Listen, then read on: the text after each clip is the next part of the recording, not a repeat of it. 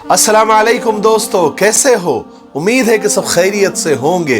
अल्लाह आप लोगों को ऐसे ही खुश रखे। चलिए आज के किस्से की तरफ बढ़ते हैं। एक हमारे मोहब्बत करने वाले हैं, उनका नाम रेहान है, जो कि मुंबई से हैं। उन्होंने ईमेल के ज़रिए अपनी सच्ची कहानी मुझे भेजी है। बहुत अच्छी है, बहुत प्यारी है। मुझे ऐसा लगा कि इसको शेयर करना चाहिए। रेहान साहब कहते हैं कि मैं 4 साल बाद वतन वापस लौट रहा था। पिछले 4 साल से मैं दुबई में जॉब कर रहा था और अब मेरा कॉन्ट्रैक्ट खत्म हो चुका था। मैं बस वतन वापसी की तैयारियां कर रहा था। अभी कुछ देर पहले ही घर वालों के लिए मैंने अच्छी खासी शॉपिंग करके कमरे में ले आया था। पिछले 4 सालों से मैं जॉब के अलावा भी छोटे मोटे काम करके पैसे जमा कर रहा था, सिर्फ आज के दिन के लिए कि जब भी मैं वतन वापस जाऊंगा तो अपने घर वालों के लिए, अपने भाई बहनों के लिए अच्छे अच्छे गिफ्ट और तोहफे लेकर जाऊंगा। छोटे भाई को महंगे मोबाइल रखने का बहुत शौक था, सो उसके लिए एक आईफोन ले लिया। छोटी बहन बहुत जमाने से, बहुत अरसे से टैबलेट की फरमाइश कर रही थी, जिद कर रही थी।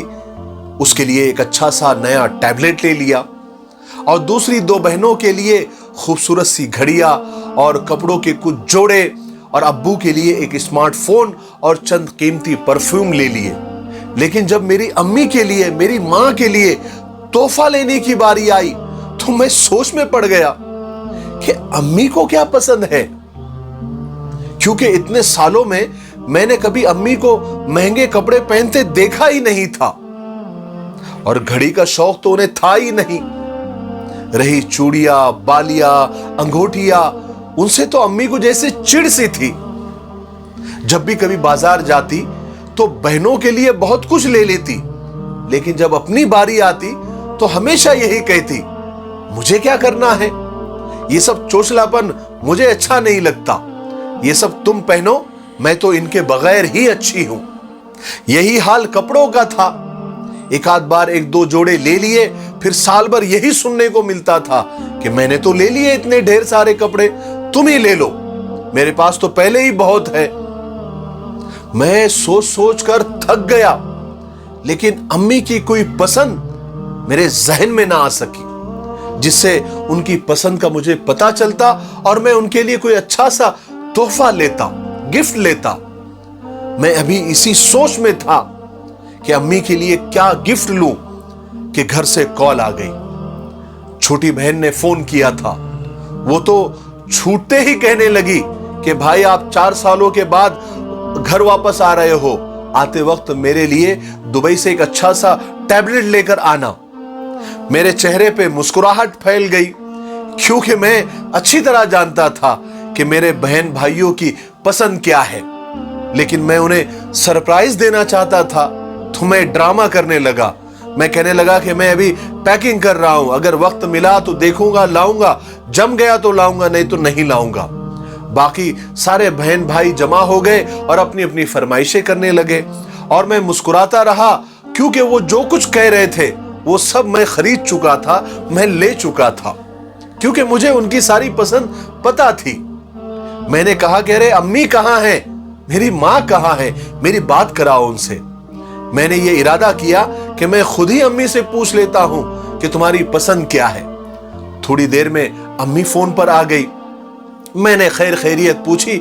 उसके बाद मैंने पूछा, अम्मी आपके लिए दुबई से क्या लाऊं, अपनी पसंद की कोई चीज बताएं। अम्मी ने मुझसे कहा, ओए छोड़ ये सब बातों को, पहले तू ये बता तू कब मेरे पास पहुंच रहा है, मेरा बच्चा मेरे पास कब पहुंच रहा है, तू कब आकर मेरे गले से लगेगा, मैं बेचैन हूं तुझे गले से लगाने के लिए। हाय, मैं अम्मी की पसंद सुनने का इंतजार कर रहा था। न जाने मेरी अम्मी की जबान से ये जुमले सुनकर मेरे आंखों से 2 आंसू निकले और गालों पर फिसलते चले गए, क्योंकि मैं जान चुका था मेरी अम्मी की क्या पसंद है, मेरी मां की क्या चॉइस है। हाय हाय, एक तेरी ही मोहब्बत सच्ची है मां, बाकी रिश्तों में तो शर्तें बहुत है।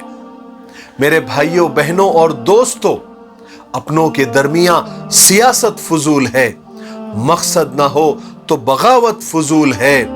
रोज़ा, नमाज, ज़कात, खैरात हो या हज, माँ बाप अगर खुश ना हो तो सारी इबादत फजूल है। जब से लोग माँ बाप की इज्जत कम करने लगे हैं, तब से अपने दामन में दुआएं कम और दवाएं ज्यादा भरने लगे हैं। मेरे भाइयों, एक बात याद रखो, दुनिया की सारी औलादें सुन ले, जितना बचपन में हमें माँ बाप की हर पल जरूरत होती है, उससे कहीं ज्यादा माँ बाप को बुढ़ापे में औलाद की जरूरत होती है, उनकी खिदमत की, उनकी सेवा की जरूरत होती है। माँ बाप की कदर कर लो। एक बार माँ चली गई ना तो दुआएं देने वाला कोई नहीं होता, और बाप अगर चला जाए ना तो हौसला देने वाला कोई नहीं होता। एक बात मेरी याद रखो, एक बार ये लोग चले जाते हैं ना तो रेशम के तकियों पर भी नींद नहीं आती। इसलिए अगर माँ बाप जिंदा है तो उनकी कदर कर लो, उनकी खिदमत कर लो, ये अनमोल होते हैं। ये एक बार चले जाते हैं तो दोबारा नहीं मिलते। दुनिया में हर चीज दोबारा मिल जाती है, लेकिन माँ बाप दोबारा नहीं मिलते। इसलिए उनकी कदर कर लो, उनकी खिदमत कर लो, उनकी सेवा कर लो। इन्हीं के कदमों में तुम्हारी जन्नत है और दुनिया की भी कामयाबी है। अल्लाह ताला हमें अमल करने की तौफीक नसीब फरमाए। मेरे लिए, पूरी इंसानियत के लिए और पूरी उम्मत के लिए खैर और भलाई की दुआएं करते रहें। अस्सलामु अलैकुम व रहमतुल्लाहि व बरकातुहू।